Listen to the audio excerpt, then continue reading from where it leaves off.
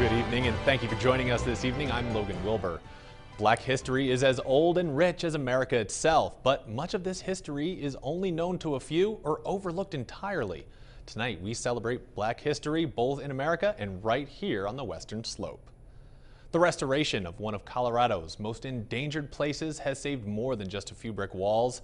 It's preserved an important part of Grand Junction's African-American history. KRX5 reporter Star Harvey has more. Several churches line the street of White Avenue, but none quite like the little chapel that sits on the corner of White and 2nd Street. More than 125 years after it was constructed, Handy Chapel is the only church in Grand Junction that sits on its original lot. Terrible resort, his truth is the singing at 202 White Avenue marching on.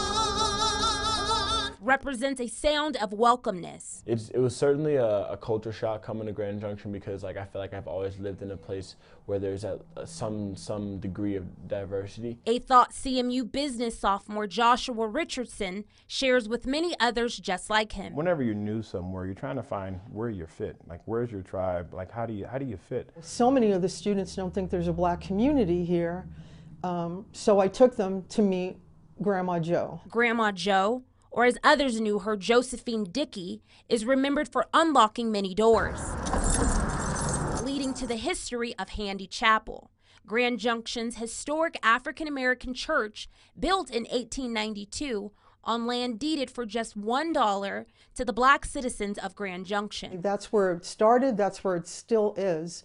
And I think to see that people took an interest in it and elevated it. More than 125 years later, many people reflect on attending the church as children. Go to church, you get to eat afterwards, and so that was always fun with the potlucks afterwards and just, as a kid, just running around playing. But for others, Handy Chapel is more than just a place for worship. It created a community. The stories she could tell, about Black people coming through Grand Junction with nowhere to stay, nowhere to eat, and how the chapel was that place for them. CMU mentor Fran recalls gathering a few students to help with the church's yard work. Pull some weeds, move some gravel, and we really wanted to do more. But over generations, the rich foundation of the church started to crumble. So we're in the chapel and we're looking at it and it's like, man, this place needs more than just paint. Restoration efforts are tough to begin with, especially when you don't have the money for the project. She needed somebody to come in and, kind of do a restoration analysis of what it would take. And there was no money for that. But through support from members of the community, the chapel was listed as one of Colorado's most endangered places, which helped grow restoration efforts. Just being supportive and doing my best to connect the dots to make sure that key people were able to get together and help put it together. Soon after, one family's truth became an entire community's vision. She talked about her community and how the Handy Chapel was, interwoven with her community and what it used to look like before. Now, more than a century later, the little chapel on White Avenue still stands as a staple in the community, but also as a piece of treasure in Grand Junction that African Americans can continue to call history for generations to come. It definitely helps to know that we have, some sort of positive thing that we can rely on other than, the gloominess of Black History Month.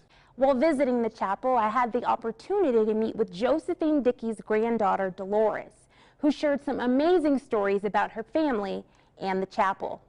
We've got some open brick walls here, and she would rub her hand up against it and say, one of my forefathers had to have built that. I might have been touching the same brick that he has. And every now and then I pass by and I say, that might be my kin, my blood right there, And, so it just does something to me on the inside, a lot of pride right here, a lot of achievement right here that it's standing and it's still going strong, and I expect for it to continue.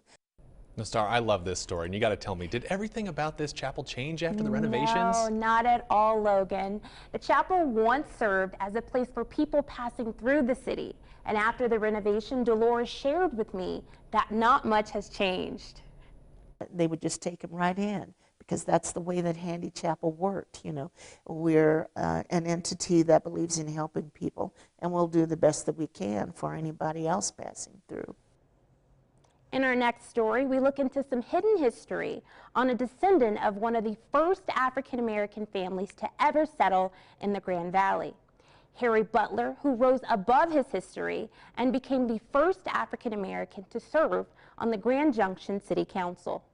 This picture was